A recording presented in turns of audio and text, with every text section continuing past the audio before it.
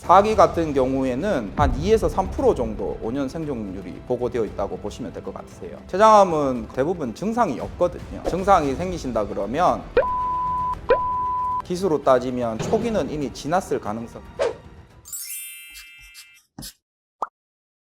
안녕하십니까. 광명 웰리스내과 검지센터의 대표원장 장민호라고 합니다. 분당 서울대학교 병원에서 소아기내과 전문의로 일했고요. 좋은 의료 서비스를 제공해주고 환자분들의 편의를 제공해드리기 위해서 내과 검지센터 지금 운영하고 있습니다. 췌장암 같은 경우에는 복강 내의 뒤쪽에 위치해 있는 장기고요. 보통 혈당을 조절하는 인슐린이 분비가 되고 각종 음식물을 소화하는 소화효소들이 분비되는 장기입니다. 아무래도 복강 내 뒤쪽에 장기들이 위치해 있다 보니까 검진이라든지 각종 검사들로 발견하기 어려운 한 장기라고 보시면 될 것 같습니다. 췌장암은 거의 대부분 증상이 없거든요. 초음파나 이런 검사들로 잘 발견되지 않는 경우들이 많습니다. 그래서 이제 이미 췌장암이 발견되는 정도면 기수가 한 3기나 4기 이렇게 해서 병기가 많이 지나 있는 경우들이 많거든요. 그렇기 때문에 예후도 좋지 않고요. 그래서 아마 환자분들이 췌장암에 관련해서 두려움도 있으시고 검진하실 때 많이 물어보신다 보시면 될 것 같아요. 특히 췌장의 꼬리 부분이나 이런 쪽에 종양이나 이런 게 있으면 췌장의 꼬리 부분들은 위나 대장이나 이런 장기들로 잘 가려서 더욱 잘 안 보이는 부위입니다. 검진하시면서 초음파 진행하셔서 놓치는 부분들이 좀 있을 수 있거든요. 그렇기 때문에 췌장암은 발견하기도 어려울 뿐더러 발견돼도 많이 진행되어 있는 경우들이 많습니다. 췌장암 같은 경우에 병기를 1기, 2기, 3기, 4기로 보통 나누는데요. 1기 같은 경우에는 일반적으로 5년 생존율이 한 40% 정도 보고되어 있고요. 2기나 3기 같은 경우에는 생존율이 한 20% 보고되어 있습니다. 4기 같은 경우에는 그거보다 수치가 확 떨어져서 한 2에서 3% 정도 5년 생존율이 보고되어 있다고 보시면 될 것 같으세요. 과거에는 췌장암 완치율이 한 8% 정도라고 보고되어 있었는데요. 요즘은 의학 기술들이 발전이 돼서 한 12% 정도까지 완치율이 된다고 보고되어 있긴 합니다. 한 4% 정도 상승되어 있긴 한데요. 다른 암종에 비해서 완치율이 좀 떨어진다 보시면 될 것 같으세요. 발견하기가 어렵기 때문에 발견했을 때 이미 병기가 3기, 4기 이미 전이가 진행되어 있는 경우들이 많기 때문에 암이 진행되어 있는 경우들이 많습니다. 그래서 예후가 안 좋아서 그렇다고 보시면 되겠습니다.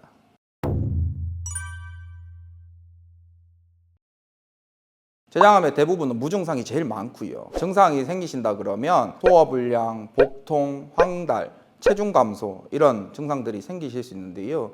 이미 그런 증상이 생기셨다 그러면 기수로 따지면 초기는 이미 지났을 가능성이 높다고 보시면 될 것 같으세요. 환자분들 인터넷이나 유튜브나 각종 채널들 보시면 췌장암 관련해서 등통증으로 인해서 췌장암 발견됐다고 하시는 분들 환자분들 많으신데요. 이미 등통증이 시작이 되고 소화불량이 동반되어 있어서 췌장암이 발견되신 환자분들이라 그러면 기수로 따지면 이미 4기나 3기 이상 되신 환자분들이 많다고 보시면 되겠습니다. 췌장암의 원인으로는 가장 많은 게 흡연, 그 다음에 음주, 그 다음에 고지방 식이, 고칼로리 식이, 그 다음에 불규칙한 식습관, 그 다음에 췌장암 가족력 이런 것들이 있으신 분들이 췌장암이 잘 걸려 있다고 보고되어 있습니다. 제가 봤던 환자 중에 한 분 말씀드리면요. 40세 여자분인데 건강검진 한 번도 안 하신 분이었어요. 저희 병원에 오셔서 건강검진을 하셨는데요. 진료 보실 때는 특별한 증상에 대해서 별 말씀 없으시고 검진을 하셨는데 초음파나 내시경이나 이런 걸 봤을 때 췌장에 종양이 있고 위에 종양이 있어서 췌장암 4기 환자분이셨습니다. 그 환자분 검진하시고 오셔서 결과를 설명드리면서 다시 이제 환자분한테 문의를 드렸더니 췌장암 가족력, 언니분이 췌장암이 있으셨고 평소에 소화불량, 그 다음에 속쓰림 이런 증상이 있으셨는데 그냥 동네 병원에서 위장약만 계속 타드시고 검사하시는 게 무서워서 검사를 안 하셨거든요. 그래서 처음 40세 때 여성분이 오셔서 검진을 하셨는데 췌장암 4기 진단된 분이 있습니다. 그래서 보시면 췌장암은 가족력 중요하다고 보시면 될 것 같으세요. 지금 현재 항암, 방사선 치료하고 있으신 걸로 알고 있는데요. 근데 췌장암 자체가 4기 이상 되면 5년 생존율이 거의 10% 미만이거든요. 예후는 별로 좋지 않으실 것 같으세요. 그 이후에 이제 보호자분들도 오셔서 갑자기 이제 초음파 검진도 하시고 그러셨거든요. 다행히 다른 분들은 괜찮으시긴 했는데 그 환자분은 조금이라도 일찍 검진을 하셨거나 가족력도 있으셨으니까 4기까지 가기 전에 미리 발견할 수 있지 않았을까 싶어요.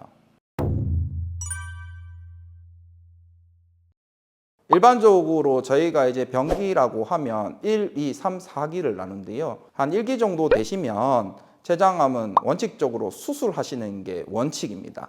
그리고 2, 3, 4기 중에 수술적으로 치료가 불가한 분들 같은 경우에는 방사선 치료나 뭐 항암 치료를 먼저 하시고 수술을 하시기도 하고요. 3기나 4기 정도 되시면 이미 전이가 좀 되어 있는 경우들이 많거든요. 그런 경우 같은 경우에는 방사선 항암 치료에서 종양 크기를 줄이고 나서 수술하기도 하고요. 너무 전이가 많이 됐거나 병기가 오래 지났다 그러면 그냥 처음부터 방사선이나 항암 치료 먼저 고려할 수 있다, 이렇게 보시면 될 것 같으세요. 췌장암은 완전 절제한 환자분들에 있어서도 재발률이 75에서 80% 정도 된다고 보고되어 있습니다. 재발률이 다른 암종에 비해서 좀 높다고 보시면 되겠죠. 수술하시고 나서도 꼭 주기적으로 검진을 하셔서 췌장 쪽에 문제가 없는지 평가가 꼭 필요하다고 보시면 될 것 같으세요. 일반적으로 보면 이미 췌장암이 발견되어 있는 환자분들을 보시면 발견이 어려운 장기이기 때문에 이미 기수가 많이 지나 있는 경우들이 많거든요. 그렇기 때문에 수술이나 항암, 방사선 치료를 하셔도 재발률이 높다고 보셔야 될 것 같으세요. 3, 4기 환자분들 중에 5년 생존율이 높지가 않잖아요. 그러나 특히 젊은 환자분들 중에 방사선이나 항암에 치료 반응도가 좋고 그로 인해서 수술적 치료까지 진행이 돼서 5년 뒤에도 장기적으로 생존이 가능하시고 치료율이 높은 분들이 있거든요. 제가 본 환자 중에서도 30대 남자분 중에 췌장암 4기 환자분이셨는데 그분은 나이가 한 30대 정도 되셨기 때문에 체격도 있으시고 체력도 좋으셨어요. 항암이나 방사선에 반응이 좋아서 추후에 뭐 췌장암 크기가 줄어들어서 수술적 치료까지 하시고 지금 현재까지도 한 10년까지도 이제 이렇게 큰 문제 없이 지내시는 분도 있거든요. 그래서 췌장암 같은 경우에는 환자분들마다 다 약제 반응이나 그다음에 이런 것들이 다 다르다고 보시면 될 것 같으세요. 원칙적으로 한 40대 이상 되시면 상복부 초음파가 간, 담낭, 췌장을 보는 초음파거든요. 일반적으로 증상 없으시더라도 한 2년 주기로 초음파 하시는 거 꼭 권고드리고요. 그 다음에 췌장암 가족력이 있으시거나 소화기계 각종 가족력이 있으시거나 이전 병력이 있으시다 그러면 40세 이전보다 한 3, 5년 정도 당기셔서 초음파 이런 것들을 꼭 하시는 게 중요하시고요. 췌장 꼬리나 이런 부분들은 위나 대장으로 인해서 가려서 잘 안 보이는 부분들이 있을 수 있거든요. 그래서 초음파 하실 때 일부 췌장이 정확하게 평가가 안 되신다 그러면 초음파를 첫 번째로 많이 하고요. 복부 CT를 찍어서 추가 평가를 하고요. 그래도 만약에 췌장암이 정확하게 평가가 되지 않으면 복부 MRI나 내시경 초음파 이런 걸 통해서 췌장암 유무를 정확하게 평가해 보시면 대부분은 조기에 다 발견된다 보시면 될 것 같으세요. 그래서 요즘은 내시경 자체에 초음파가 달려있는 내시경 초음파들이 있거든요. 그런 이제 위 내시경 같이 내시경을 집어넣어서 췌장 쪽을 직접 초음파로 보면 아무래도 췌장 머리 쪽에 있는 종양이라든지 이런 부분들을 정확하게 좀 더 평가해 볼 수 있습니다. 그래서 각종 검사, 영상 검사를 해서 췌장이 정확하게 평가가 되지 않으면 내시경 초음파나 이런 걸 추가로 하셔가지고 더욱 정확하게 췌장암을 구별한다 보시면 될 것 같으세요. 국가검진 하시면 본인 생활 패턴 다 괜찮고 큰 문제 없으니까 큰 질환 없을 거라고 생각하시는 분들이 많은데요. 초음파는 또 다른 영역이거든요. 그래서 국가검진 보통 2년마다 뭐 피검사, 그 다음에 뭐 엑스레이 이런 것들 많이 하시는데 거기 하실 때 꼭 한 번은 초음파나 이런 것들 같이 넣으셔서 검진하셔야지 간, 담낭, 췌장과 같은 각종 장기의 종양이라든지 다른 질환들을 구별할 수 있다 보시면 될 것 같으세요. 제가 외래에서 환자분들한테 일반적으로 추천드리는 항목들 보시면요. 40대 이상 되셔서 생애 처음으로 검진하신다 그러면 종합검진 한번 하시라고 권고를 드려요. 경동맥 초음파, 뭐 갑상선 초음파, 심장 초음파, 하복부 초음파, 남성분들 같은 경우에는 뭐 전립선 초음파, 여성분들 같은 경우는 유방 초음파, 갑상선 초음파 이런 것들 쭉 한번 하시고요. 그러면 또 2년마다 국가검진 하실 때 각종 혈액검사나 엑스레이 같은 것들이 들어가 있잖아요. 그러면 처음에 종합검진 시작하실 때 추적 관찰해야 되는 각종 검사들이 있으실 거예요. 그러면 2년 주기로 국가검진 하실 때 하나하나씩 섞어서 하시는 거거든요. 증상 없으시더라도 국가검진 하실 때 꼭 섞어서 하시는 걸 추천드립니다. 우리나라 같은 경우는 산정특례라는 제도가 있습니다. 그래서 암 진단이 되시면 진단된 시점으로 해서 한 5년 정도 동안은 본인 부담금 5% 정도만 내시거든요. 그래서 우리나라는 암 진단된 환자분들에 있어서 본인 부담금이 현저하게 떨어지는 나라라고 보시면 될 것 같으세요. 그 기간 5년 동안은 뭐 췌장암과 관련된 각종 증상이나 질환이 있으시다 그러면 전부 다 100% 뭐 돈을 내시는 게 아니라 5% 정도만 내시면 되니까요. 경제적으로도 큰 문제 없이 치료라든지 관리라든지 이런 게 가능할 수 있다 보시면 될 것 같으세요. 병원을 초이스 하시는 방법으로는요. 보통 이제 임상적으로 저희가 봤을 때는 초음파나 이런 것들은 검사를 하시는 선생님의 그 숙련도라든지 스킬이라든지 이런 것들이 좀 좌우를 할 수가 있습니다. 각종 검진센터 가셔서 검진하시는 것도 의미가 있겠지만 요즘엔 주변에 보시면 내과 검진센터들 많이 포진해 있잖아요. 소화기 내과 의료진들이 포진돼 있거나 아니면 영상의학과 선생님들이 포진돼 있거나 이런 검진센터 내과에 가셔서 초음파나 이런 것들을 하시면 환자분들께서 각종 질환들 조기 발견하시는 데 도움되지 않을까 싶습니다. 일반적으로 건강보조식품들은 환자분들 드시는 데서 큰 문제는 없습니다. 그러나 일부 건강식품들, 뭐 홍삼, 뭐 이런 것들, 달인물들 많이 드시잖아요. 이런 것들이 일부 환자분들 중에서 간 수치를 상승시키거나 이런 분들이 있으세요. 근데 이제 건강검진 하시면서 간 수치 상승되어 있다고 들으시고, 뭐 건강보조식품 드시는 분들이 있는데, 간 수치 상승되어 있다 그러시면은 건강식품 일단 환자분들 끊으시거든요. 끊으시긴 하는데, 초음파나 이런 검사들은 추가로 안 하시는 분들이 간혹 있으세요. 그래서 간 수치 높은 게 건강식품 때문에도 그럴 수도 있긴 하지만 췌장암이나 다른 소화기계 암이나 다른 질환들로 인해서 그럴 수도 있거든요. 그래서 건강식품 드실 때 정기적으로 피검사나 초음파를 하셔서 간 수치나 다른 혈액 검사 이상 소견 없는지 확인하는 게 중요하시고요. 아무래도 뭐 간 수치 높으면 보통 간 초음파도 같이 권고 드리거든요. 초음파 같이 하셔서 췌장 쪽에도 문제가 있으면 간 수치가 상승될 수 있으니까 그에 대해서 정확한 평가를 꼭 받아보시고 건강보조식품 끊으신다든지 이렇게 해서 결정하시는 게 도움되신다 보시면 될 것 같으세요. 일부 보고에 의하면 치주질환과 췌장암과 관련된 보고서들이 나와 있는 게 있으세요. 치주질환 있는 분들이 흡연이나 음주를 많이 하시거든요. 이제 그런 분들이 반대로 생각하면 췌장암의 원인이 흡연이랑 음주잖아요. 그러니까 치주질환과 췌장암이랑 연관성을 이렇게 지은 뭐 각종 논문들이나 데이터들이 있는데 통계적으로 아무래도 흡연하시거나 음주하시는 분들이 치아 상태가 안 좋은 경우들이 많거든요. 그러니까 그로 인해서 췌장암도 같이 발견되는 통계적으로 의미 있다 보시면 될 것 같으세요. 일부 보고에 의하면 혈액형과 췌장암과 관련해서 재미있는 리포트가 있는데요. 거기에 보시면 O형보다 A형, 뭐 A, B형, 뭐 B형 이런 환자분들이 췌장암에 많이 걸려 있다는 리포트가 있어요. 통계적으로 의미 있다고 보고되어 있는 게 있긴 합니다. 근데 의학적으로는 직접적으로 혈액형이 췌장암과 연관되어 있느냐? 그러면 정확하게 정의된 건 없다고 보시면 될 것 같으세요. 그냥 통계적으로 그런 부분이 있다는 거 참고하시는 정도 보시면 될 것 같으세요. 일반적으로 저 서구적 식단이라고 많이 하잖아요.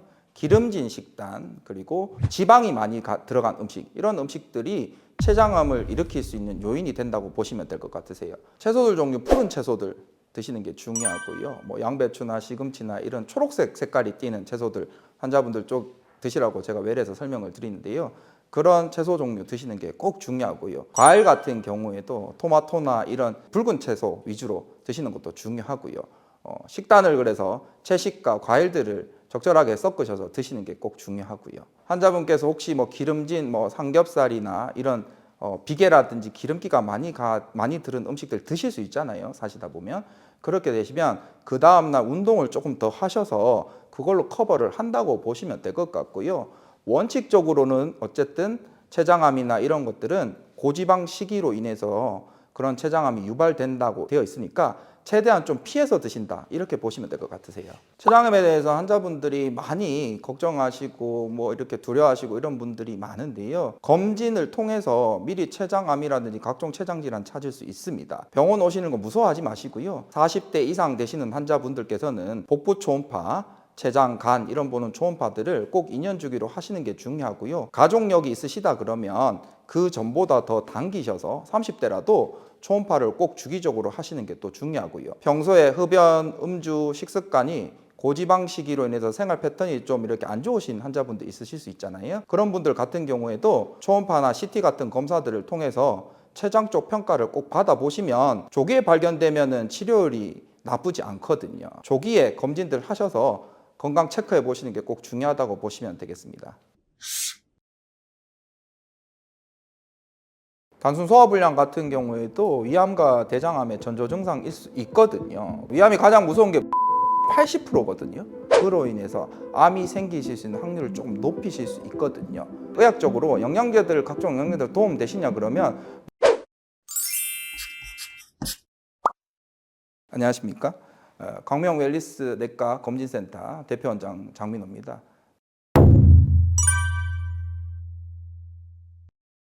20대 남성분이셨는데요. 평소에 헬스 하시고 이렇게 하시면서 체격도 엄청 좋으셨어요. 이게 근육도 엄청 많으셨고 몸무게도 거의 한 7, 80kg 되시는 건장한 남성분이셨는데 평소에 소화불량, 속쓰림 있으셨는데 약국에 가시면 겔 제제 형태 빨아먹는 약들 많잖아요. 그런 것들 평소에 그냥 속 쓰릴 때 드시면서 증상 그냥 무심코 넘기셨는데 저희 병원 오시기 전에 한 1, 2주 전부터 약 드셔도 효과가 없다고 해서 오셨거든요.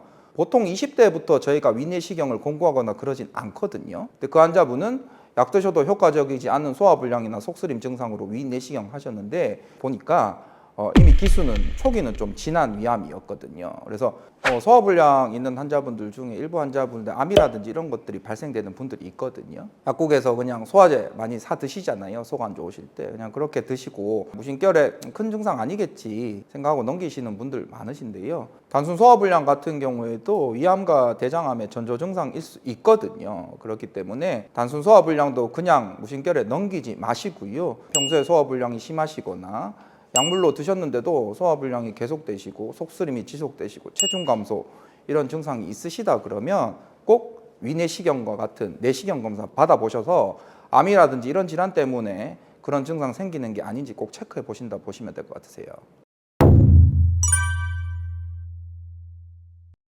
위암이 가장 무서운 게 무증상이 80%거든요. 나머지 20% 환자분들이 증상이 있습니다. 소화불량, 속쓰림, 체중 감소 이런 증상들 오시는 분들 있거든요. 이런 증상들 있으시면 병원에 서 상의하시는 것도 중요하지만 무증상이 80%나 되기 때문에 평소에 검진들 주기적으로 꼭 하시는 게 중요합니다. 젊으신 분들 같은 경우에도 소화불량이나 각종 속쓰림 증상 있으시다 그러면 꼭 넘기지 마시고요. 병원에 오셔서 추가 검진이라든지 약물 드시는 거라든지 이런 것들 꼭 상의하시는 게 중요하겠습니다. 단순 만성 표재성 위염이나 위염 같은 경우에는 위암이나 각종 암으로 진행할 가능성은 거의 없다고 보시면 됩니다. 대신에 반복적인 위염들은 기간이 오래 지나시면 위선종이 되고 위선종은 위암의 전 단계거든요. 위선종을 그대로 드시면 위암으로 진행이 될 수 있습니다. 그런 표재성 위염 자체가 위암으로 되는 확률은 떨어지긴 하지만 또 단순 위염 같은 경우에도 증상 없는 경우들이 많기 때문에 검진 주기적으로 하셔서 꼭 체크해 보시는 게 중요하겠습니다. 크게 두 가지로 보는데요. 우리나라는 식습관, 아무래도 맵고 짜고 이런 음식을 많이 드시는 민족이잖아요. 그렇기 때문에 식습관 때문에 오시는 게 제일 많고요. 두 번째는 우리나라는 또 검진 시스템이 워낙 잘 돼 있거든요. 다른 나라들보다 검진하시기 워낙 용이하기 때문에 발견율이 평균적으로 다른 나라들보다 높다고 보시면 될 것 같으세요. 미국이나 일본이나 다른 나라 가시면 위내시경 한번 하시려고 그러면 가격 자체도 비싸고요. 전문의 자체를 만나기도 너무 어렵거든요. 그러나 우리나라 같은 경우에 주변에 보시면 내과 검진센터들 한 블록마다 몇 군데씩 다 있잖아요. 그리고 기계들도 다 최신으로 다 세팅이 되어 있기 때문에 검진 자체도 잘 되어 있는 부분도 하나의 원인이라고 볼 수 있겠습니다. 대장암도 아무래도 식습관 문제라고 보시면 되겠습니다. 서구적인 식습관, 기름진 음식이라든지 이런 음식들이 대장암을 일으키는 요인으로 되어 있거든요. 그리고 운동 부족과 같은 생활 패턴 자체도 문제가 되실 수가 있고요. 각종 스트레스 받으시는 이런 부분들도 대장암이나 각종 암을 일으킬 수 있는 원인으로 되어 있습니다. 아무래도 좀 젊으신 분들 같은 경우 식습관 자체가 옛날 분들이랑 다를 수 있거든요. 아무래도 서구적인 식습관이라든지 기름진 거라든지 이런 음식들이 많이 드시는 부분도 있고요. 그리고 생활 패턴들 자체가 대부분 실내 또 생활들을 또 많이 하시잖아요. 아무래도 식습관이나 운동 부족하게 되시면 그런 각종 질환들 잘 생기시고 그로 인해서 대사증후군들이 잘 생기시고 이제 식습관이랑 관련돼 있는 비만, 고지혈증, 당뇨, 고혈압 이런 것들과 연관되어 있는 것들을 대사증후군이라고 하는데요. 그러면 아무래도 암 발생률이 높아진다 보시면 될 것 같으세요. 첫 번째로 대장암은 증상 없는 게 많기 때문에 부증상일 수 있기 때문에 꼭 검진하시는 게 중요하고요. 두 번째로는 소화불량, 복통, 그 다음에 혈변, 변비, 변이 가늘어진다든지 이런 증상이 있으시면 대장암의 신호일 수 있으시니까 꼭 대장 내시경 같은 검진 하시는 걸 추천드립니다. 일반적으로 혈변 보시는 분들이 있는데요. 혈변의 가장 많은 원인은 치질이거든요. 그래서 음주하시거나 식습관이 안 좋으시면 변이 딱딱해지는데 그 변이 내려오면서 항문 부위에 상처를 내면 혈변으로 나타나서 붉은 변을 보시는 분들이 많기는 한데 대장암도 붉은 변이 있기 때문에 현실적으로 구분이 안 되세요. 각종 설사나 변비나 이런 것들이 반복적으로 되신다 그러면 대장의 기능을 떨어뜨리고 그로 인해서 암이 생기실 수 있는 확률을 조금 높이실 수 있거든요. 그 다음에 변 색깔이 좀 회색빛이 돌거나 이렇게 되면 소화기계에 이상이 있어서 변 색깔이 또 회색빛으로 보일 수 있는 부분들이 있기 때문에 변 색깔이 평소에 보시던 거랑 좀 다르다 그러면 대장 내시경 검사하시는 걸 의료진이랑 꼭 상의 한번 해보시는 게 좋습니다. 대장이 암으로 발전되는 이런 이 패턴을 보시면요. 처음엔 정상 대장이었다가 그 다음에 대장 용종, 그 다음에 대장 선종, 그 다음 대장암 이런 스텝으로 가거든요. 그러면 대장 용종이나 선종이 대장암으로 갈 수 있는 기간은 어느 정도냐 그러면 보통 짧게는 5년, 길게는 한 10년 정도 보거든요. 저희가 보통 대장 내시경 검사 주기로 보면 4, 5년 주기로 하시라고 보통 패턴을 말씀드리거든요. 평소에 특별한 증상 없으시더라도 대장 내시경 한 4, 5년 주기로 꼭 하시는 게 중요하겠습니다. 첫 번째는 서구적인 식습관 이렇게 피하시라고 되어 있습니다. 근데 말이 쉽지 서구적인 식습관 전부 다 하시잖아요. 그렇게 하기 쉽지가 않거든요. 그래서 원칙적으로는 채소 위주의 식단이나 과일 위주의 식단을 유지하시는 게 중요한데요.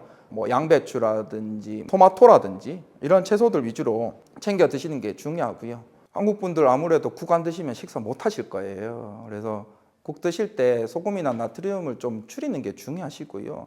국 대신에 건더기를 좀 많이 드시거나 이러면 나트륨 섭취율이 좀 줄어들 수 있거든요. 그것도 도움이 되실 수 있고요. 식사하실 때 물 드시거나 이런 것도 도움이 되실 수는 있기는 한데 과량의 물을 드시면 위산이 분비를 희석시키기 때문에 소화 기능이 또 떨어질 수가 있거든요. 그래서 물 드시는 것도 적절하게 반 컵, 한 컵 이 정도 안에서 드시는 건 의미가 있지만 과량의 물을 식사할 때 드시는 것은 소화에 도움되지 않는다고 보시면 될 것 같으세요. 식사하실 때 국이나 다른 그런 음식도 안 드실 수는 없으니까 기름진 음식이나 이런 음식들 좀 많이 드셨다 그러면 그 다음 날에 꼭 운동을 통해서 그런 걸 조절을 꼭 하셔야 됩니다. 운동 같은 경우에는 주 3회 30분 이상 등에 땀나는 정도, 중등도 이상의 이 운동하시는 게 중요하고요. 40대 이상 되시면 위내시경이나 대장 내시경, 위내시경 같은 경우에는 보통 2년 주기로 권고 드리고요.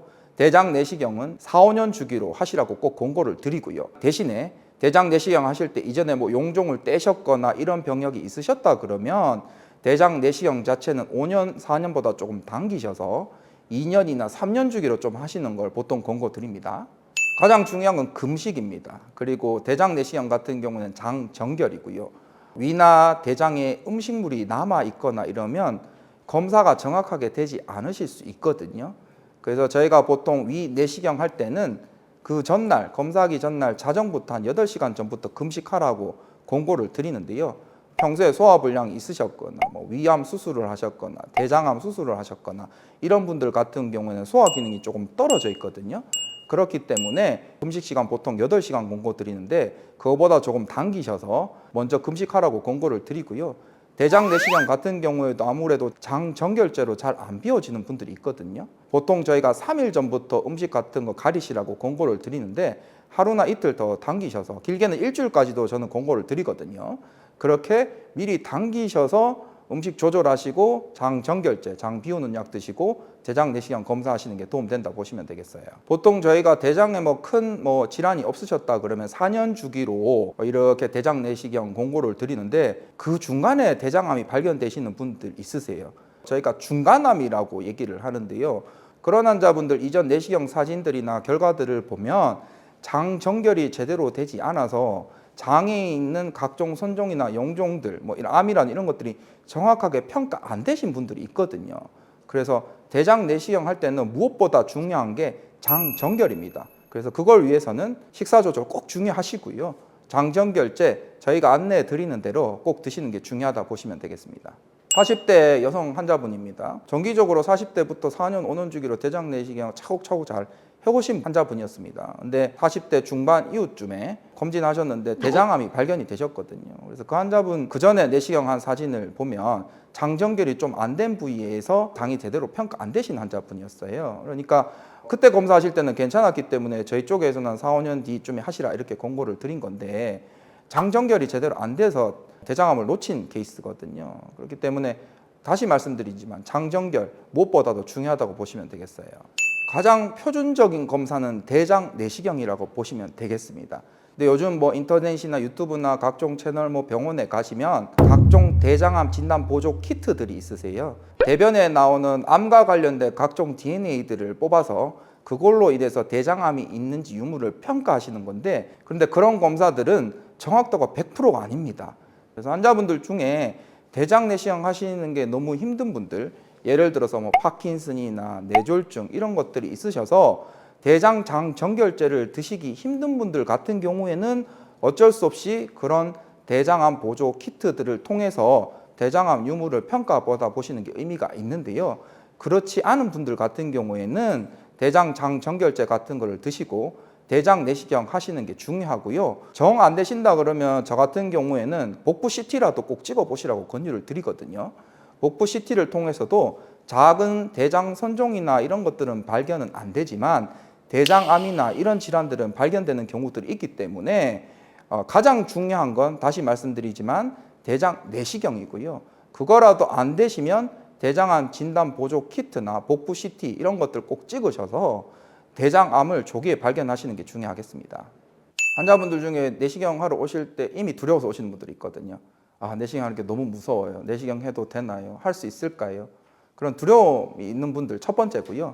두 번째는 이전에 내시경 하실 때 뭐 구역질, 구토라든지 이런 것들 고생하신 분들이 있습니다. 이런 분들한테 수면을 권고를 드리고요. 고령의 환자분들 같은 경우에는 수면 내시경 하시게 되면 수면제로 인해서 부작용이 있으실 수 있거든요. 그래서 수면제 같은 경우에 저희가 뭐 미다졸람이나 프로포폴 뭐 이런 약물들 많이 쓰는데요. 고령의 환자분들 같은 경우는 프로포폴과 같은 수면제는 부작용이 있을 수 있기 때문에 그런 걸 좀 피하고요. 미다졸람 같은 약물로 소량으로 투여해서 고령인 환자분들도 수면 내시경 하시면 될 것 같습니다. 환자분들 외래 오시면 가장 많이 물어보시는 게 영양제들을 한 10가지 들고 오셔요. 들고 오셔서 이 영양제 꼭 먹어도 돼요? 이 영양제 먹어도 돼요? 많이 물어보시거든요. 근데 물어보시면 제가 말씀드립니다. 환자분께서 이 영양제를 드시고 도움이 되시면 드시라고 권고를 드리고요. 도움이 되지 않는다 그러면 패스하라고 말씀을 드려요. 의학적으로 영양제들, 각종 영양제들 도움 되시냐 그러면 물음표 너무 많거든요. 그래서 직접적으로 의사 입장에서 이 영양제를 꼭 드셔라 말하는 영양제들은 본인한테 도움 되시는 영양제가 본인한테 가장 좋은 영양제다 보시면 될 것 같으세요. 의학적으로 유산균 제제가 그러면 뭐 대장암 예방되는데 직접적으로 연관이 되느냐? 그거에 대해서 100% 된다고 보고된 리포트는 없는데요.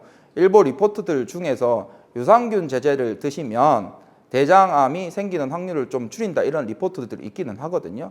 쉽게 생각하시면 뭐 가민성 대장 증후군이라고 해가지고 각종 검사하셨는데 뭐 위나 대장은 괜찮은데 소화불량, 가스차고, 복부불편감 있는 분들 있잖아요. 이런 분들 같은 경우에 유산균 제제를 드시면 좀 도움이 되시거든요. 가민성 대장 증후군 같은 증상이 없으시다 그러면 대장암 생기는 확률도 줄어들거든요. 그래서 유산균 제제가 직접적으로 대장암과 뭐 위암이나 이런 각종 암과 관련돼 있나 이런 리포트를 보면은 직접적인 연관성은 좀 말씀드리긴 좀 애매모호한데 좀 도움은 될 수 있다 이렇게 보시면 될 것 같으세요. 일반적으로 국가검진에 들어가 있는 항목들은 기본적으로 하신다고 보시면 되고요. 국가검진에 기본적으로 들어가 있는 혈액검사들, 빈혈, 당뇨, 콜레스테롤, 간 수치, 콩팥 수치 이런 것들은 기본적으로 하신다고 보시면 되고요. 위 내시경 같은 경우에는 40대 이상 환자분들에서 2년 주기로 꼭 한번 권고 드리고요. 저도 그렇게 하고 있거든요. 대장 내시경은 4, 5년 주기로 꼭 하시는 걸 권고드리고요. 상복부 초음파, 간, 담낭, 췌장 이런 걸 보는 초음파가 보통 40대 이후 2년 주기로 꼭 권고를 드리거든요. 40대 이후는 무증상 질환들이 생기실 수 있기 때문에 앞에서 말씀드린 혈액검사, 위내시경, 대장내시경, 상복부 초음파 이런 것들 꼭 한 번은 해보시는 게 도움되시겠습니다. 한 5가지 정도 설명을 드리는데요.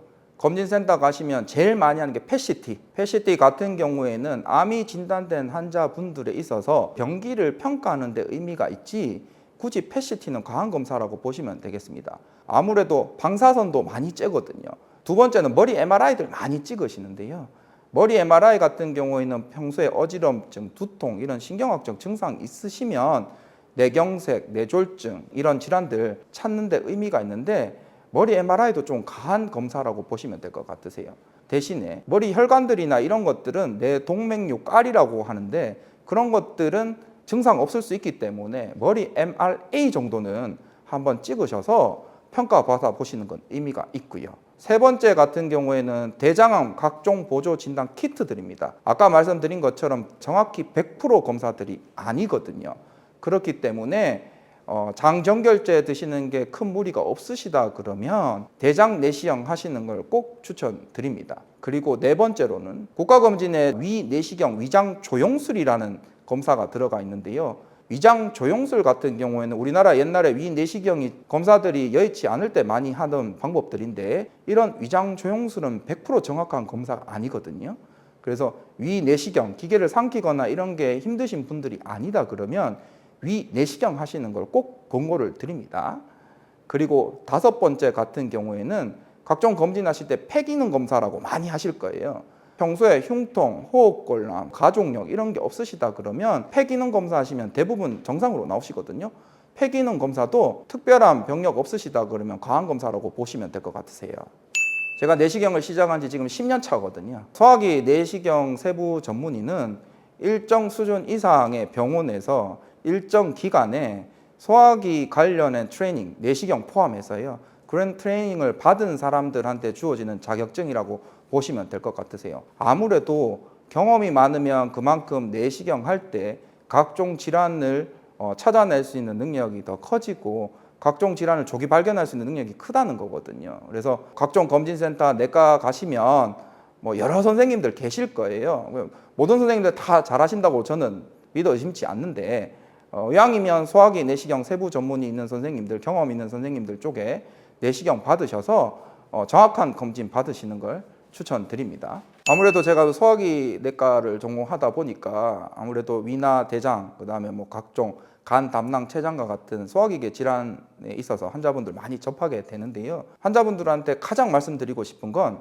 병원에 오시는 거와 관련해서 문턱이 좀 높을 수도 있고 두려움이 있으실 수 있는데 건강할 때 챙기라는 말이 있듯이 건강검진 주기적으로 하시면서 꼭 위내시경, 대장내시경, 뭐 초음파, 기본적인 혈액검사 같은 걸 하셔서 건강을 챙기시는 게 꼭 중요하겠습니다. 정말 나 20살 때는 정말 머리 많았는데 정말 머리가 많이 없어졌다. 공식적으로 집계된 걸 봐도 여성분들이 한 44% 정도 차지하는 걸로 나와 있어요. 제일 많이 오시는 분들은 이제 중년. 저희가 샴푸할 때 드라이할 때 한 20, 30개 이상 빠지면 조금 걱정해야 된다고 얘기하거든요. 탈모 치료는 내가 의심할 때가 시작할 때예요.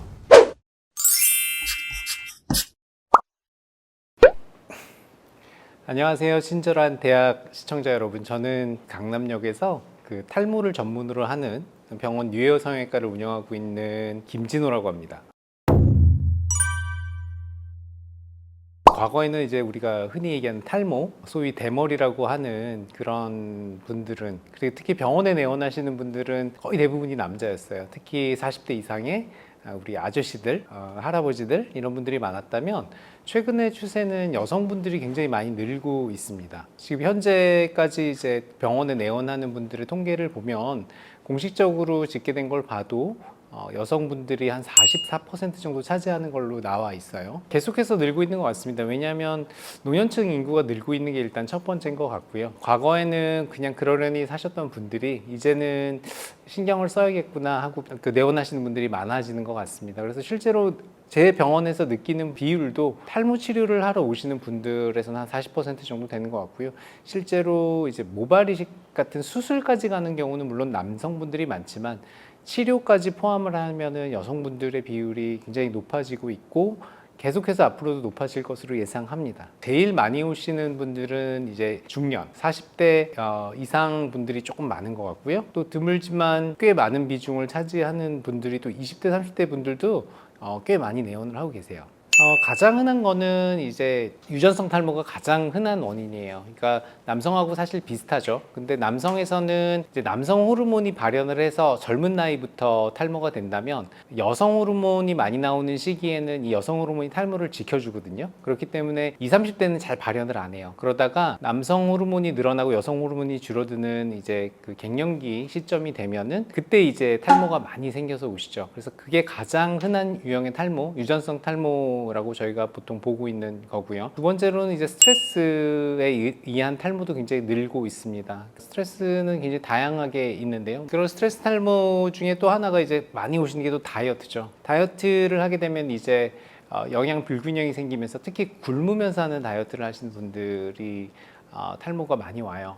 그리고 식생활 습관도 많이 서구화되면서 우리 전통 시기에서는 육류가 적고 채식이 많고 그리고 잡곡류를 많이 드셨다면 지금은 이제 백미 많이 드시고 육류, 고혈당, 고지방인 그런 식단들을 많이 하시다 보니까 좀 많이 서구화됐죠. 그래서 고지혈증, 당뇨, 고혈압 이런 것들이 많이 늘었는데 이런 대사성 증후군들이 탈모에 연관이 있다는 연구들이 많아요. 그래서 이런 대사성 증후군을 가진 분들이 탈모가 많이 생기니까 아무래도 지금 그런 질환들을 앓고 계시는 분들이 늘어나기 때문에 더욱 탈모 인구군들이 늘어나는 것 같습니다. 갱년기 시기는 그 호르몬 변화가 굉장히 급격하게 일어나는 시기죠. 그래서 그 호르몬이 남성 호르몬은 늘어나고 여성 호르몬은 줄어드는 현상이 일어났는데 그 남성 호르몬이 대표적으로 우리의 탈모 원인이 되는 것 중에 하나거든요. 남성 호르몬 테스토스테론 자체가 탈모를 일으키는 건 아닌데 이게 변환하는 물질이 있어요. DHT라고 하는데 디하이드로 테스토스테론의 약자죠. 그래서 이 DHT라는 물질이 탈모를 일으키는데 남성 호르몬이 늘어나면 이것도 따라서 늘어나게 돼 있는 거예요. 여성 호르몬은 근데 반대로 이런 DHT의 발현을 억제시켜줘요. 그래서 여자에서 보통 우리가 얘기하는 소위 대머리라고 하는 사람들 패턴은 젊은 여성에서는 남자보다 흔하지 않죠. 왜냐하면 여성은 어느 정도 탈모를 그 여성 호르몬이 좀 지켜줘요. 근데 이게 무너지기 때문에 탈모 증상이 많아지는 게 이제 갱년기에 흔하게 일어나는 증상이죠. 정말 많으세요. 40대, 50대 분들이 정말 나 20살 때는 정말 머리 많았는데 정말 머리가 많이 없어졌다. 머리가 절반이 됐다. 3분의 1이 됐다. 얘기 많이 하시죠. 그리고 전형적으로 이게 패턴 자체도 남성이랑은 좀 달라요. 남자는 헤어라인이라고 하는 이마선 부분이 영향을 많이 받죠. 이마가 넓어지거나 M자로 깊게 파이거나 이런 분들이 많다면 여성은 헤어라인 쪽은 비교적 잘 보존이 돼요. 왜냐하면 여기가 이제 아로마타제라는 효소가 있는데 그 효소가 또 지켜주는 역할을 하거든요. 그래서 여자분들은 이마선은 유지되는데 이제 머리 속 탈모, 이 안쪽이 좀 비쳐 보이는 탈모가 많이 일어나죠. 남자 탈모와 여자 탈모의 전형적인 차이입니다. 첫 번째로는 빠지는 머리카락 양을 체크하는 거예요. 근데 하루 종일 빠지는 머리카락을 체크하기는 좀 어려우실 거예요. 뭐 하루 종일 같은 공간에만 계속 방 안에만 있는 것도 아니고 그리고 그 빠지는 머리카락을 모으기도 어렵고 그래서 추천드리는 거는 샴푸할 때, 드라이할 때 어떤 특정 행위하는 거를 다 모아 보시는 거예요. 뭐 드라이할 때만 모으셔도 되고 샴푸할 때만 모으셔도 되는데 그때 빠지는 머리카락들을 좀 모아서 개수를 세시거나 개수를 세기가 좀 어려워. 여자분들은 머리가 기니까 좀 이게 세는 게 좀 어려울 수 있으니까 그럴 때는 어떻게 하냐면 머리카락을 좀 뭉치세요. 이렇게 공처럼. 이렇게 모으면 공처럼 되잖아요. 그거를 이제 양면 테이프를 좀 해놓으시고 빠지는 양들을 공들을 이제 옆에 붙여놓는 거예요. 날짜별로. 그 양이 어떻게 변하는지 그럼 눈으로 보이거든요. 양이 줄어들고 있으면은 일시적인 걸로 볼 수 있어요. 내가 뭐 스트레스를 받았다던가 내가 어떤 병을 앓았다던가 그 시기에 그래서 머리카락 급격하게 빠졌을 수 있는데 회복이 되면 사실 조금 안심하실 수 있고, 저희가 샴푸할 때 드라이할 때 한 2, 30개 이상 빠지면 조금 걱정해야 된다고 얘기하거든요. 한 3, 40개가 넘어가면은 탈모를 좀 의심을 하셔야 됩니다. 그래서 이런 개수라든가 양의 추이를 보는 게 근데 더 중요해요. 이게 일단 첫 번째고요. 두 번째는 좀 더 간단한데요. 사진을 찍는 거예요. 탈모가 의심되는 부위. 여자분들은 아무래도 이 가르마 영역이 될 테니까요. 고개를 숙이시고 핸드폰으로 찍는 거죠. 잘 안 보이시면 밑에 거울을 하나 대시고 그 화면을 좀 보면서 찍는 것도 요령입니다. 근데 그리고 창이 없는 곳에서 찍으시는 게 좋아요. 왜냐하면 창이 있으면 조도라고 해서 이게 변하거든요. 계속 카메라가 밝게 찍혔다가 어둡게 찍혔다 하기 때문에 착각하실 수 있기 때문에 카메라 세팅을 일정하게 두시고 화장실이라든가 아니면 창이 없는 방에서 일정하게 찍으시면 한 달에 한 번 정도 찍어 놓으시는 걸 추천드리고, 그러면 본인이 좀 볼 수가 있어요. 변화를 볼 수가 있어서 근데 점점 나빠지고 있구나를 인지하시면 빨리 치료를 시작하시는 게 좋고, 애매하셔도 그 자료를 가지고 이제 의사 선생님한테 보여주면 저희가 좀 더 판단하기가 좋습니다. 이 두 가지 방법으로 자가 체크를 하시면 저희가 좀 더 평가하기가 좋을 것 같습니다.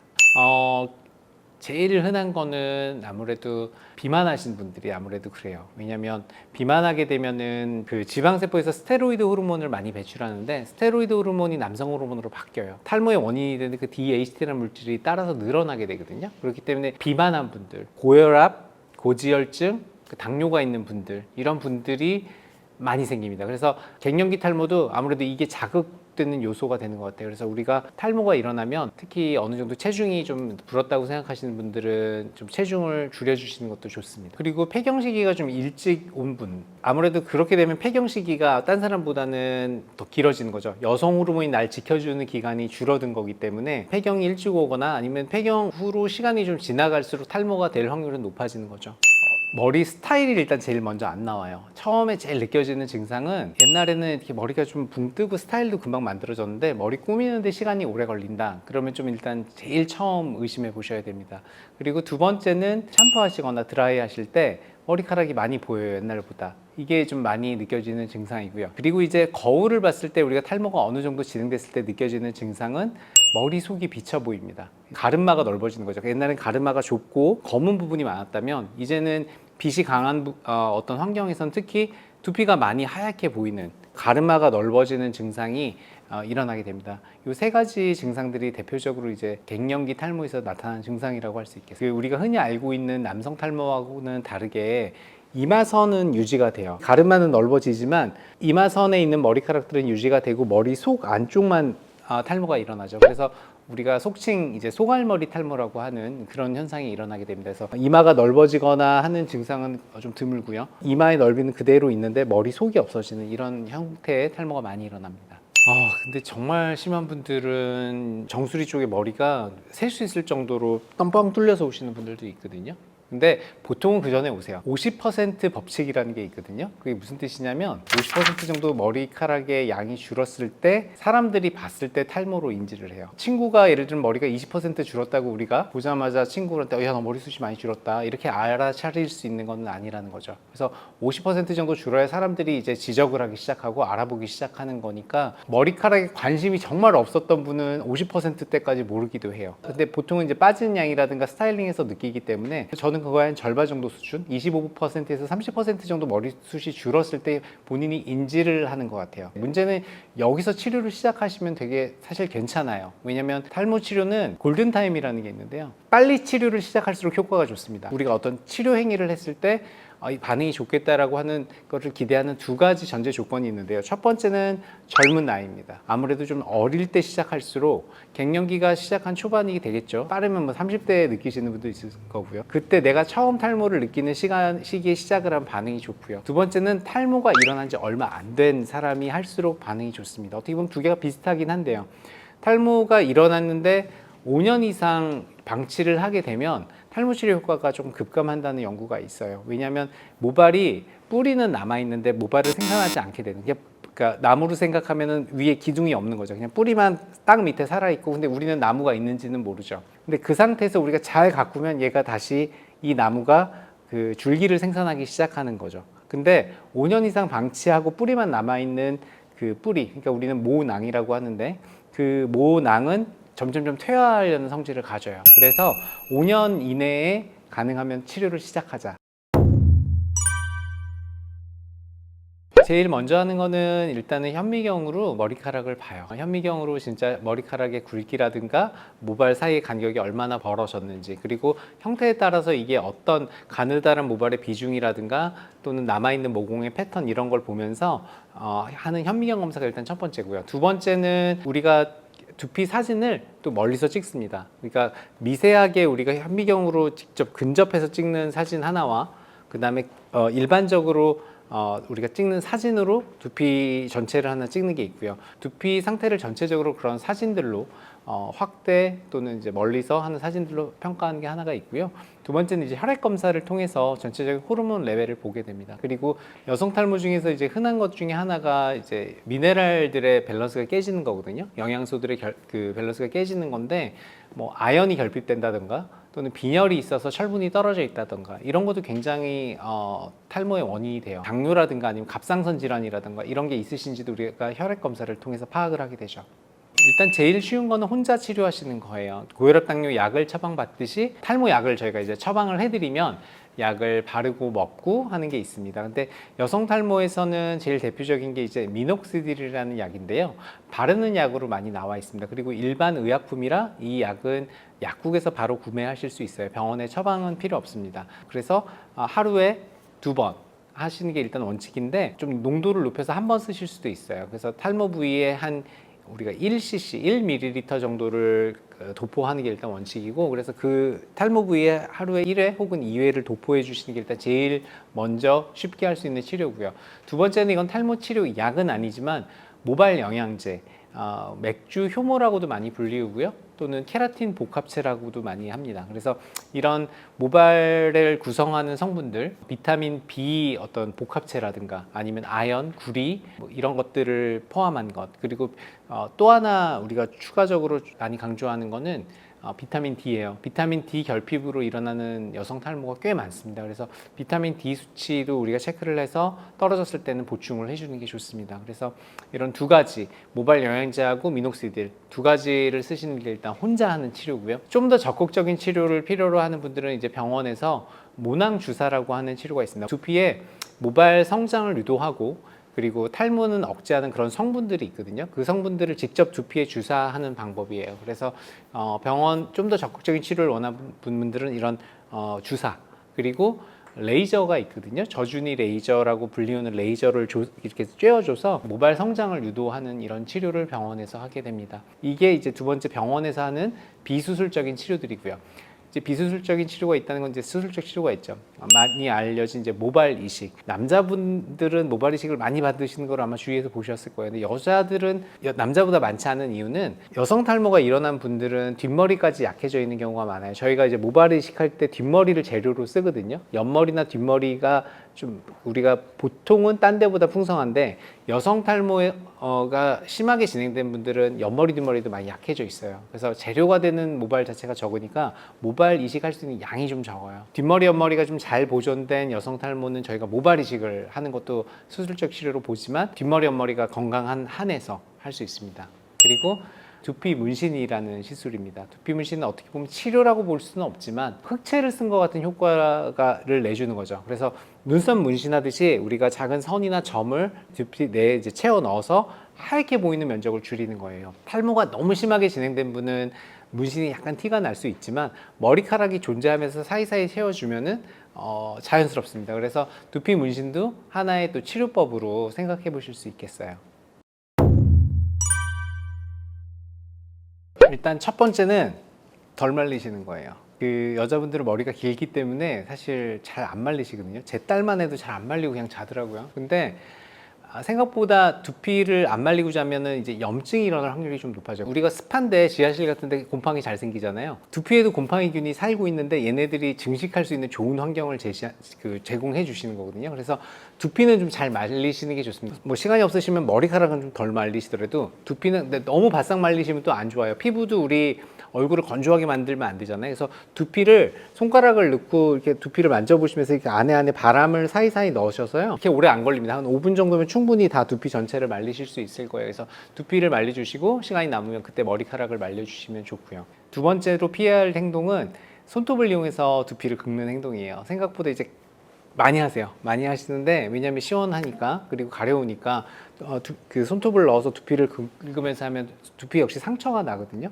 두피에 상처가 나면 이제 우리가 세포 피부 벽이 균이 들어오는 걸 막아주는 그런 장벽의 역할을 하는 건데 그 세포벽이 깨지는 거예요. 그래서 우리가 곰거나 하는 게 이제 그 장벽이 깨지면서 균이 들어온 거거든요. 그래서 두피염을 우리가 일으킬 수 있어요. 근데 두피가 좋지 않아지면 우리 머리카락도 영향을 받습니다. 그래서 탈모 우리가 그 샴푸를 할 때 손톱을 쓰지 마시고요. 손끝 지문으로 닦아주시는 게 좋아요. 그리고 우리가 세수할 때 구석구석 닦아주듯이 두피도 전체적으로 구석구석 닦아주시는 게 좋습니다. 지문을 세워서 우리가 헬멧을 닦아준다고 생각하시고요. 사이사이를 손가락을 넣어서 전체적으로 두피 전체를 세수하듯이 놓치는 구역 없이 전부 다 닦아주시는 게 좋아요. 대충 여자분들 머리카락 기니까 자꾸 이제 이쪽에 전체를 신경을 많이 쓰시는데 이 머리 안쪽이 훨씬 중요합니다. 머리카락은 사실 죽은 세포예요. 그래서 죽은 세포고 얘네들은 탈모하고 별로 관계가 없어요. 새로 나는 우리 뿌리 부분이 중요한 거기 때문에 두피 전체를 닦아주고 잘 말려주시고 이게 중요합니다. 탈모 샴푸 자체가 탈모를 치료하는 거는 아니에요. 탈모 샴푸를 쓰시는 거는 좋아요. 저는 안 하는 것보다는 낫다고 생각해요. 근데 우리가 공부를 할 때 좋은 필기구를 쓰는 정도의 느낌이라고 보시면 돼요. 공부를 해야 되잖아요. 그러니까 치료를 하는 게 일단 먼저지 좋은 필기구를 쓰면서 우리가 성적이 오를 거야. 좋은 필기구를 산 것만으로 성적이 오를 거야 라고 하지 않잖아요. 그러니까 이건 좋은 환경을 만들어줄 수는 있는데 그 자체가 치료는 아니기 때문에 탈모 샴푸를 일단 너무 시간을 많이 허비하시면 안 됩니다. 그리고 탈모 샴푸 자체가 두피에 머무르는 시간이 굉장히 짧아요. 어떻게 생각하면 되냐면 되게 좋은 성분들이 많이 있거든요. 탈모 샴푸에는 좋은 성분으로 만들어진 것들이 굉장히 많아요. 근데 그게 밝혀진 것들이 대부분 먹는 걸로 인해서 밝혀진 겁니다. 예를 들어서 좀 극단적인 얘기는 하지만 두통이 있는 분이 두통약을 섞은 샴푸를 쓰면 두통이 사라질까요? 먹는 두통약을 물에 개서 샴푸에 넣은 다음에 샴푸할 때 쓰시면 두통이 사라지지 않잖아요. 그럴 확률이 되게 적죠. 뭐 물론 아주 미세하게 들어가서 효과가 있을 수도 있지만 그 성분을 우리가 그렇게 기대하지 않듯이 탈모 샴푸라고 들어있는 거에 지금 들어있는 좋은 성분들은 조금 사실은 그게 그렇게까지 효과가 있을까 하지만 또 문제는 뭐냐면 매일 쓴다는 거죠. 우리가 매일 쓰기 때문에 피부에 누적되고 효과를 또 완전히 없다고 얘기하기는 어려워요. 그래서 탈모 샴푸는 쓰시되 이 샴푸가 나한테 맞는 게 더 중요해요. 여자분들도 화장품 쓰실 때 써보시면 화장품이 이게 나한테 잘 맞고 이게 안 맞고를 느끼시는 것처럼 샴푸도 써보시면 이게 나하고 잘 맞고 안 맞고를 좀 느끼실 겁니다. 이 샴푸를 썼는데 되게 머리가 가렵고 자꾸 머리가 떡지고 이러면은 안 맞는 거예요. 근데 잘 맞는 내가 좋아하는 성분이 들어있고 향도 좋고 잘 닦이고 냄새 그 느낌이 좋아요. 그러면 그거 쓰시면 됩니다. 대표적으로 추천드리는 성분은 두 가지인데요. 첫 번째는 카페인이에요. 카페인 자체가 이제 탈모를 일부는 일으키기도 하고 일부는 더 악화시키기도 해요.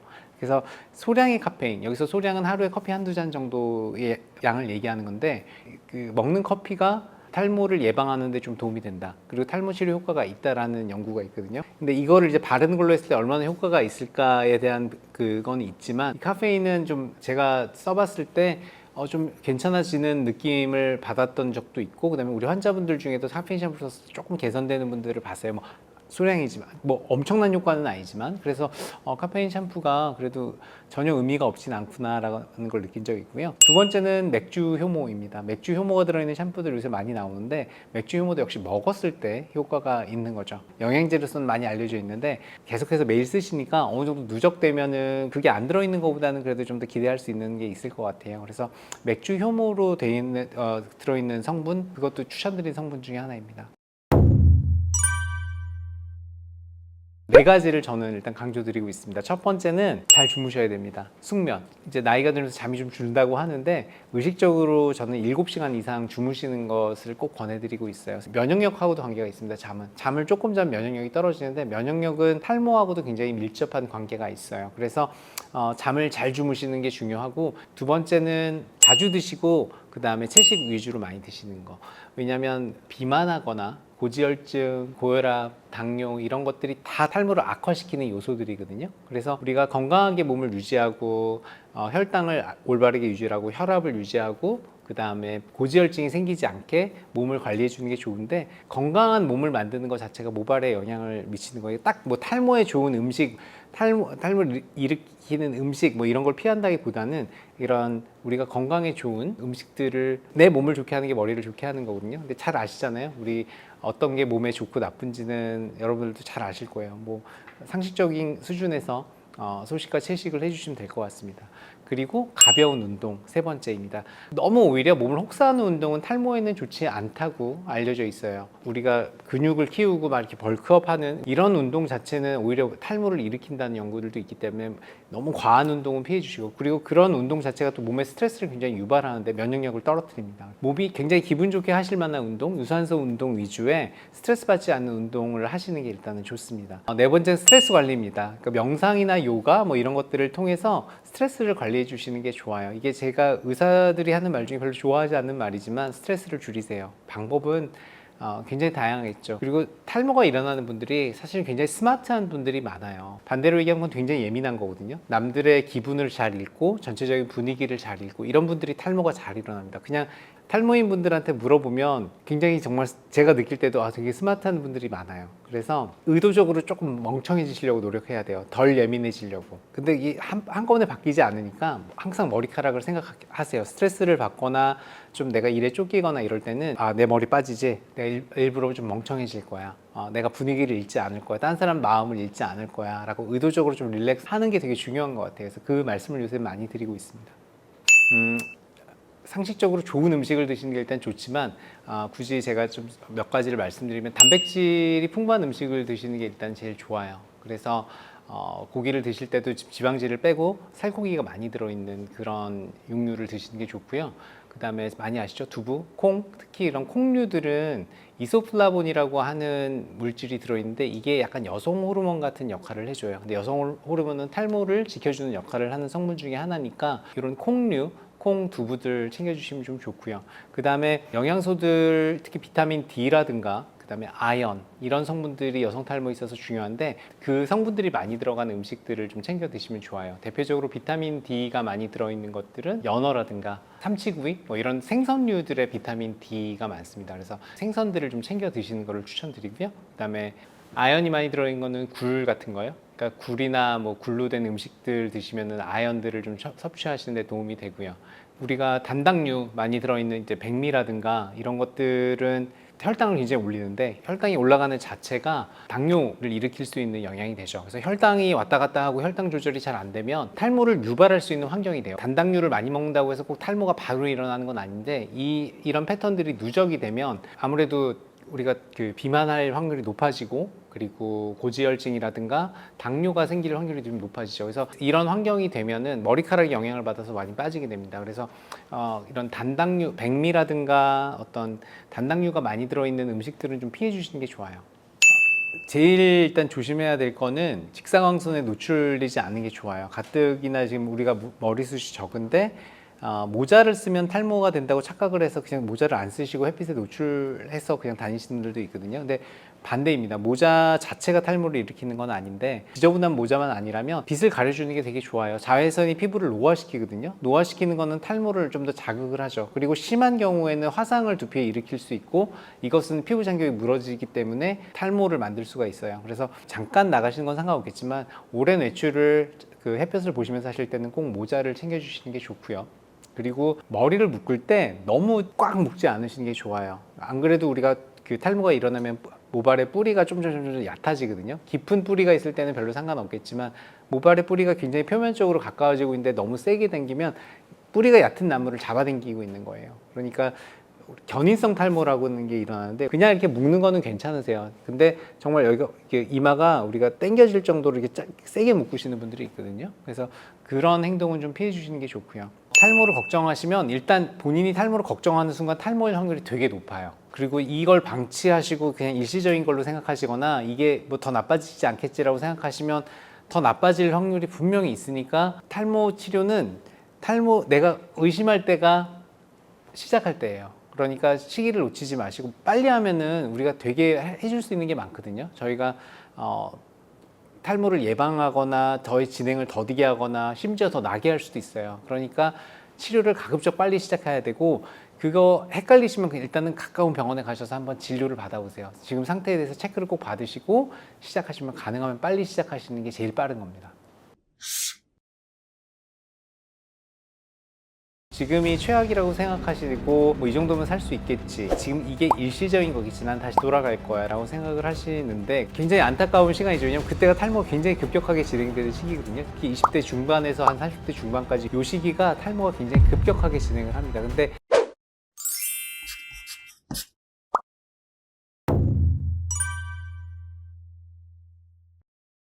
머리카락 빠지는 개수를 일단 체크를 한번 해보시고요. 하루 종일 빠지는 양을 체크하기는 좀 어려우실 테니까 샴푸하거나 드라이할 때 머리카락을 모아서 숫자를 세보세요. 숫자를 세는데 20개 이상이 좀 넘어가면 좀 위험하고요. 10개 미만이면은 좀 관찰을 하시면 됩니다. 관찰을 하셔서 늘어나는 양을 보시고 체크하시는 게 좋고요. 두 번째는 자기가 스스로 사진을 좀 찍어두는 겁니다. 남자분들은 이마선에서 탈모가 많이 보이고 정수리 쪽에 또 보일 때가 있으니까 정면 그리고 측면 양쪽에 코너가 나오게 헤어밴드를 하시면 더 좋고요.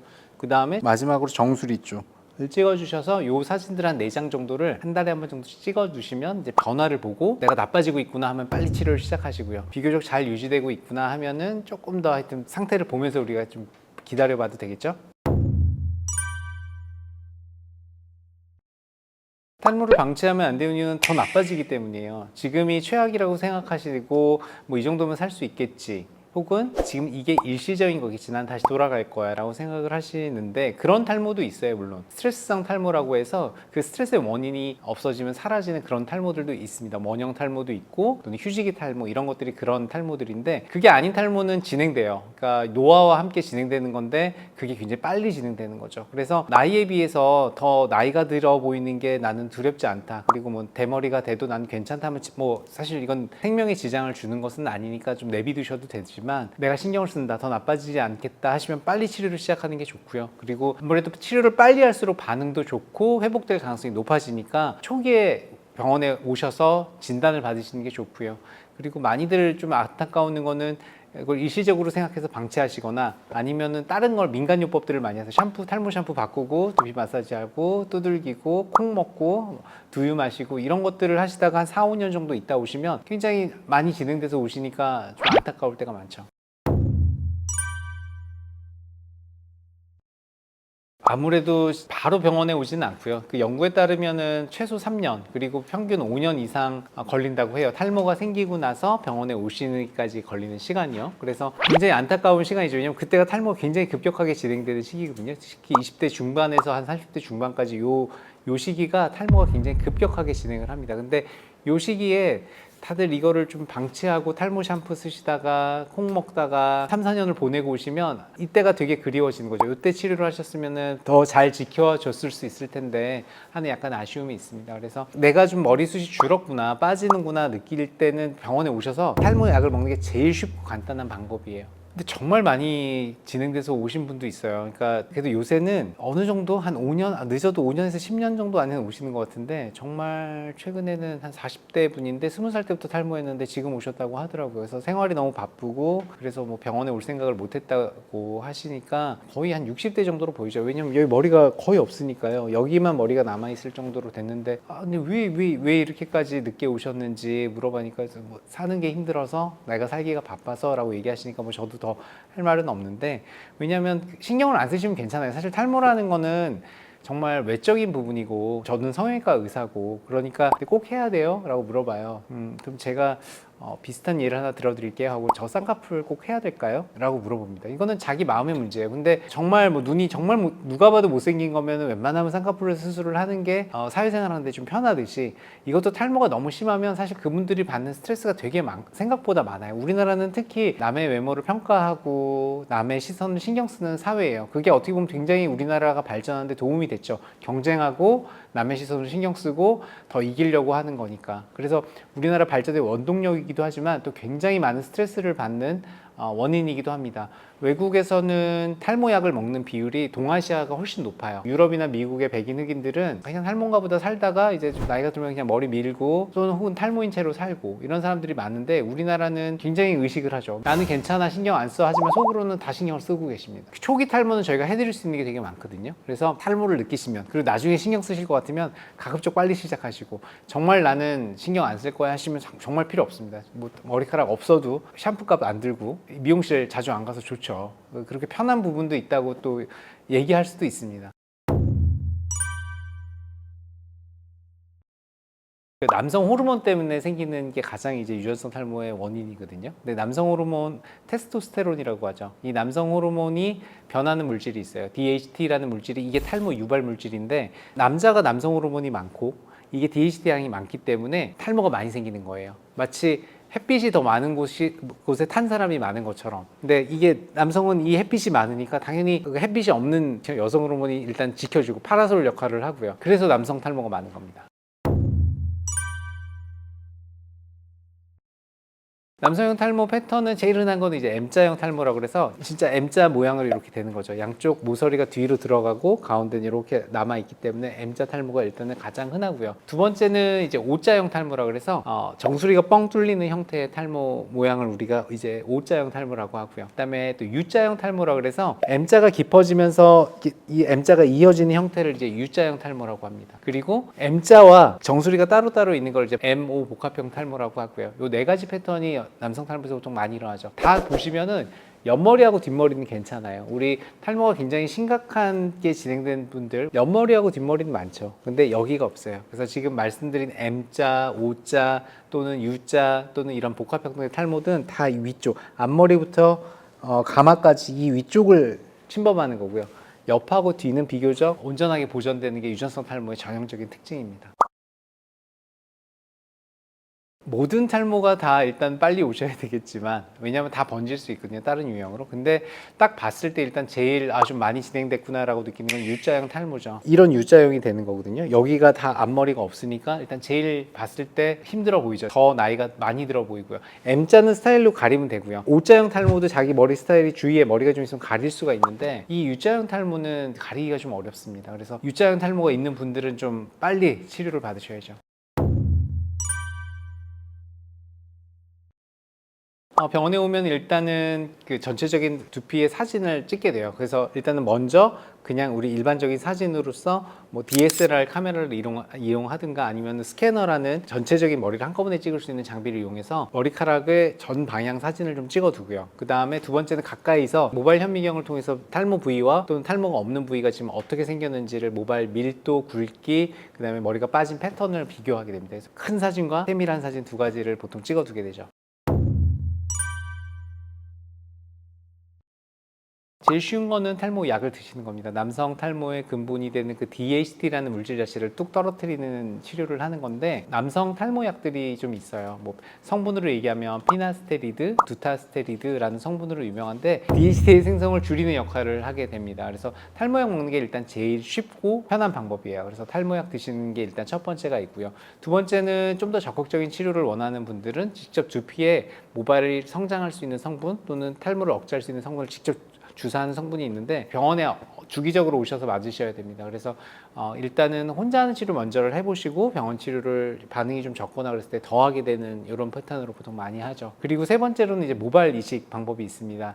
M자 탈모는 약의 성분이 좀 적고요, 약의 효과가 좀 적어요. 그래서 M자 탈모가 있으신 분들은 바로 그냥 모발 이식을 하기도 하는데, 이제 정수리 탈모나 머리 속 탈모는 약의 반응이 괜찮은 편이거든요. 그래서 그런 분들은 바로 모발 이식을 하기보다는 약으로 어느 정도 치료를 해보고 반응을 보고 모발 이식을 하게 됩니다.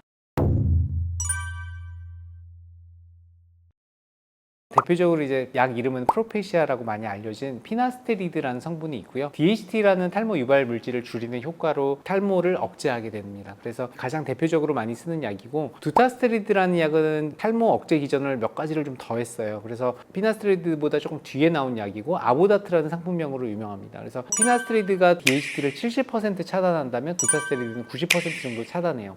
대신에 부작용률도 논문상으로는 두 약의 이 부작용률이 차이가 없지만 임상적으로 의사가 느끼는 부작용률은 두타스테로이드가 약간은 높습니다. 큰 차이는 없지만 5% 정도에서 10% 정도 사이로 보고 두타스테로이드는 그보다 약간 높다고 우리가 생각은 하고 있습니다. 부작용은 흔하게 많이 알고 계신 게 성기능이 떨어진다 라고 얘기 많이 하시죠. 근데 성기능이 떨어진다기보다는 성욕이 약간 감퇴되는 분들이 한 5에서 10% 정도 있어요. 제일 흔한 부작용이고 이걸 많이 걱정을 하시죠. 그래서 이걸 먹으면은 내가 성생활이 힘들지 않을까, 장가를 갈 수 있을까 걱정하시지만 생길 확률이 일단은 5에서 10%고 5에서 10% 정도 환자분들은 약간 내가 영향을 받는다 정도의 분들이 5에서 10%인 거고, 진짜 내가 성관계가 힘들어요 할 정도의 분들은 1% 내외라고 생각합니다. 그리고 좋은 거는 중단하면 원래대로 돌아와요. 이게 가역적인 부작용이기 때문에 시도를 안 할 필요는 없는 거예요. 그러니까 시도조차 안 하는 거는 사실 좀 안타까워요. 부작용이 없을 확률이 90% 이상인데요. 이 두 약이 일단 제일 기본 치료가 되고요. 미녹시딜이라는 약은 바르는 약으로 두피에 발라주는 약인데 혈류를 약간 확장시켜요. 그래서 혈류를 순환시키는 것을 빨리 해서 우리가 모발이 잘 자라게 해주는 효과고, 앞에 두 약보다는 남성 탈모에서 효과는 좀 떨어집니다. 그래서 이건 약간 보조적인 치료약 정도로 보통 많이 써요. 남성 탈모가 있는데 미녹시딜만 써요는 조금 약해요. 그래서 보통은 피나스테로이드, 두타스테로이드 중에 하나를 택하시고 좀 더 난 효과를 원했을 때 하나를 요걸 추가하는 방법, 그리고 진짜 난 더 욕심나 할 때 모발 영양제 같은 영양제를 추가하는 요 네 가지가 일단 가장 기본적으로 많이 하는 치료법입니다. 머리에 신경 쓸 때까지 드시면 됩니다. 그러니까 왜냐면 중단하시면 빠지는 건 맞아요. 그래서 평생 먹을 바에 나는 안 먹을래 라고 하시는 건데, 근데 탈모가 진행되면 그 생각이 많이 바뀌시거든요. 그리고 너무 비장해요. 그렇게까지 생각하면 누가 시작하겠어요. 저도 뭐 예를 들면 필라테스 오늘 시작하면 몸매 유지하려면은 평생 필라테스 하셔야 돼요 하면은 시작 못 하죠. 어떻게 시작하겠어요? 부담스러워서. 그래서 그렇게 생각하시면 안 되고 단기간을 좀 보시면 좋겠어요. 저는 뭐 예를 들면 지금 20대시라면 내가 결혼하기 전까지, 그리고 결혼을 하셨으면 뭐 예를 들면 아이가 학교 가기 전까지, 아이를 키우고 계신다면 우리 아이가 대학 가기 전까지, 뭐 이런 식의 단기로 생각하셔서 가는 거고, 진짜 나 이제 됐어, 귀찮아, 약 먹는 거 귀찮아, 머리에 빠져도 돼, 이 시기가 되면 그때 끊으시면 돼요. 그러니까 너무 비장해지지 마시고, 그리고 너무 평생 먹어야 돼 이렇게 생각하지 마시고, 그리고 좋은 건 지금 많은 연구들이 개발되고 있어요. 그래서 주사 한 번 맞으면은 이제 평생 약을 안 먹어야 될 수 있는 그런 연구도 진행되고 있고요. 또 유전자 가위라고 해서 유전자를 좀 조작할 수 있는, 탈모 유전을 발현 안 하게 조절할 수 있는 그런 치료법이 나오면 그때 이제 그걸 하시면 되니까요. 지금 시작하면 평생 해야 돼 이렇게 너무 그렇게 생각하지는 않으셔도 좋겠어요. 모발 이식은 한마디로 모발을 이사시키는 거라고 보시면 돼요. 모발이 많은 곳에서 모발을 좀 저희가 획득을 해서 모발이 없는 곳에 옮겨 놓는 거죠. 남성 탈모에서는 옆머리 뒷머리가 많고 앞머리하고 정수리가 없는 경우가 많으니까 이거를 이제 뒷산에서 나무를 좀 캐다가 나무가 없는 앞산으로 옮겨 심는 거라고 환자분들께 많이 설명드리고 있습니다. 절개법은 이제 피부편을 뒷머리에서 약간 U자 모양으로 피부편을 얇고 가늘게 띄어낸 다음에 붙어있는 머리카락들을 현미경으로 보면서 잘 나눠요. 그래서 낱개로 만들어서 이식하게 되는 게 절개법이고, 뒤에 피부를 떼어낸 곳은 위아래로 합쳐서 꼬매게 되면 가느다란 실선으로 흉터가 남게 되는, 이게 이제 절개법인 거고요.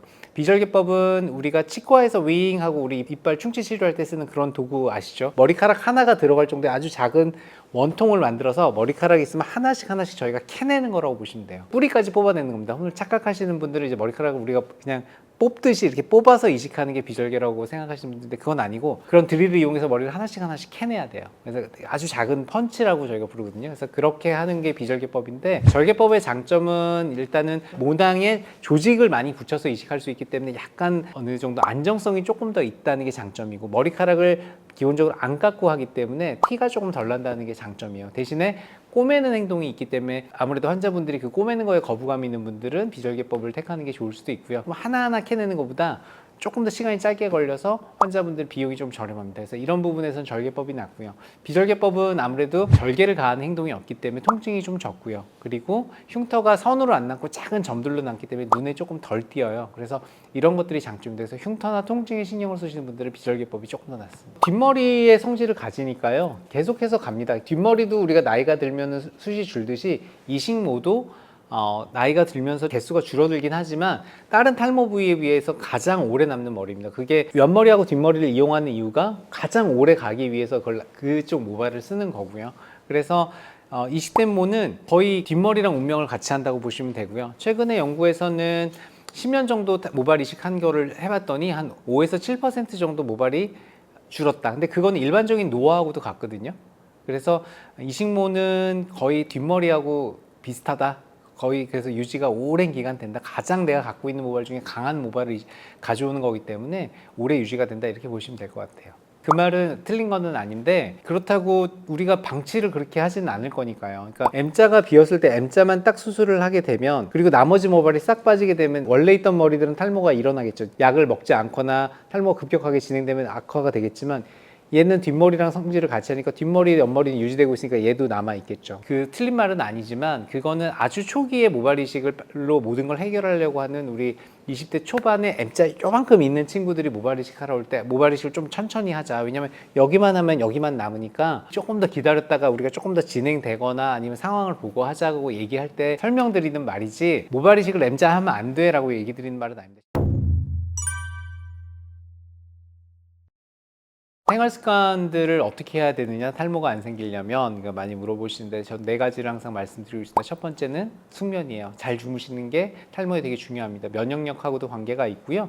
몸에 가해진 스트레스하고도 관계가 있습니다. 그래서 7시간 이상 숙면하시는 거를 추천드리고요. 두 번째는 채식과 소식하시는 거를 추천드립니다. 비만하다던가 아니면 당 관리가 잘 안 되는 거는 대사성 증후군을 야기하게 되고요. 대사성 증후군은 탈모를 일으키는 원인이 돼요. 근본 원인이라고 하기는 어렵지만 좋은 환경이 됩니다. 그래서 이런 몸의 건강을 위해서 식생활을 올바르게 하는 것도 탈모에 도움이 되고요. 세 번째는 가벼운 운동입니다. 남자분들 특히 아주 근육 키우시는 분들 막 벌크업 하는 거 많이 하는데 탈모만 봤을 때는 사실 그렇게 좋지는 않아요. 근육량이 늘어나면 남성 호르몬이 늘어나고 남성 호르몬이 늘어나면 탈모 원인 물질인 DHT가 늘어나게 되는데 탈모 약을 드시면서 운동을 하는 건 괜찮은데 탈모 약을 안 드시고 막 근육 이렇게 되신 분들 잘 보시면 탈모 비율이 되게 높아요. 왜냐면 남성 호르몬이 늘어나는데 그걸 DHT를 억제시켜주지 않아서 그렇거든요. 그래서 탈모약을 안 드시면서 탈모 유전이 있는 분은 운동을 너무 근육량을 너무 키우시는 건 좋지는 않습니다. 그리고 네 번째는 우리 스트레스 관리 해주시는 거죠. 명상이나 요가 같은 걸로 스트레스 관리를 해주시는 것도 탈모를 악화시키는 거를 억제해주기 때문에 이런 스트레스 관리, 명상 해주시는 이런 것들도 좀 도움이 됩니다.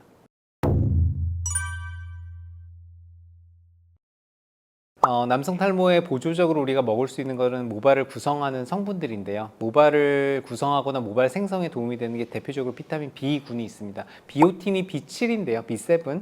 가장 많이 알고 계실 거예요. 근데 비오틴은 다이어트를 심하게 하거나 아니면 어떤 한 가지 음식만 드시는 극단적인 다이어트를 하시거나 이런 게 아니라면 꼭 챙겨 드실 필요는 없지만 그 비타민 B군들이 전반적으로 탈모에 좀 도움이 되는 성분들이에요. 그래서 비타민 B라든가 아니면은 아연과 구리 이것도 모발을 구성하는 성분이고 모발 생성하는 데 도움이 되는 성분들이거든요. 그래서 대부분의 모발 영양제 이런 것들이 들어 있습니다. 이런 영양제들을 챙겨 드시는 게 탈모 치료에 좀 도움이 되죠. 그리고 콜라겐 성분도 좀 도움이 됩니다. 두피를 구성하는 어떤 그 바닥이 되는 게 콜라겐 지지 구조거든요. 이런 콜라겐 성분들이 많이 들어있는 음식도 좀 도움이 됩니다. 그리고 케라틴 성분은 모발을 구성하는 되게 중요한 요소예요. 모발 영양제를 드시면 케라틴이 되게 강화가 되거든요. 케라틴 성분이 많이 들어있어서 그래서 손톱, 발톱도 되게 강화가 됩니다. 내가 손톱, 발톱이 좋아지면 내 모발도 좀 튼튼해지고 있구나 라고 생각하셔도 돼요.